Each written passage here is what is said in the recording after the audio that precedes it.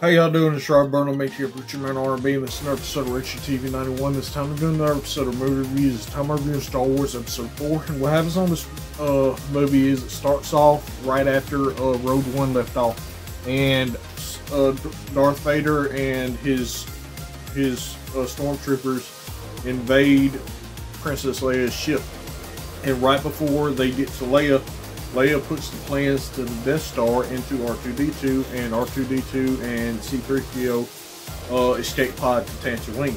Well, while this is happening, Lord Vader is trying to get Leia to talk, and she's not doing it, so he tries to use a sedation droid to make her talk, but that doesn't work either.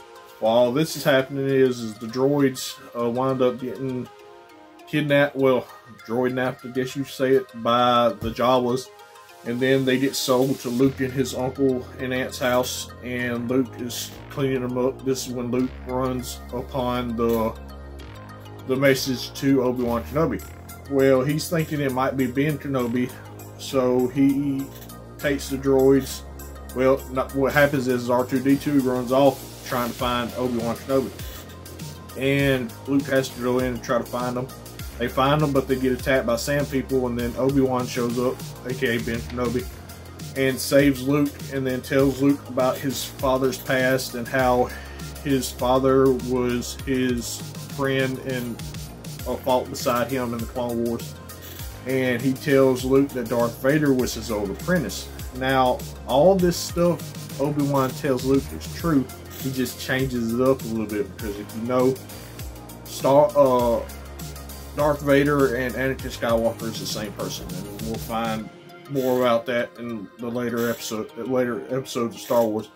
But anyway, Luke and Obi-Wan meet Han Solo, and Han Solo and Chewbacca's going to take them off of Tatooine so they could go to Alderaan to give the plans to Princess Leia's father.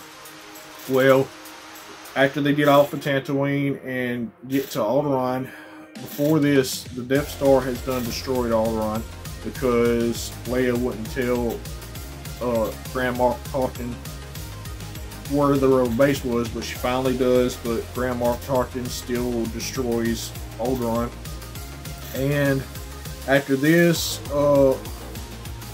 Luke, Han, Obi-Wan, and the droids and Chewbacca get tractor beamed to the Death Star, and then Luke and Han go to save Leia while Obi-Wan is powering down the tractor beams or whatever. And while this is happening, Darth Vader confronts Obi-Wan, and Obi-Wan and Darth Vader have their final fight, and Obi-Wan lets Darth Vader strike him down. That way he could go into the Force and become a Force ghost like Qui-Gon Jinn. And what happens is Luke sees this happen, then Luke and Leia and Han's able to take the plans to Yavin 4, where the rebel base is. The Death Star's on its way to Yavin 4, and then they get the plan, the rebels get the plans, and they come up with a plan to destroy the Death Star. The rebel pilots only have 7 minutes to make this happen, or Yavin 4 is about to be destroyed. So Luke uses the Force instead of relying on the nav computer, and Luke's able to make the finishing blow to the Death Star, destroying the Death Star. And while this is happening, Vader got shot away. He's flying out of control in space, so Vader's still alive. And then at the end of the movie, Luke, Han, and Chewie get rewarded for helping the Rebel Alliance at the end of the movie, and that's all that really happened. My question for y'all is, now that the Death Star is destroyed, what's going to happen on that? As always, Rob Burnham, make your future man R&B signing out. Guys, do you awesome. See you next time.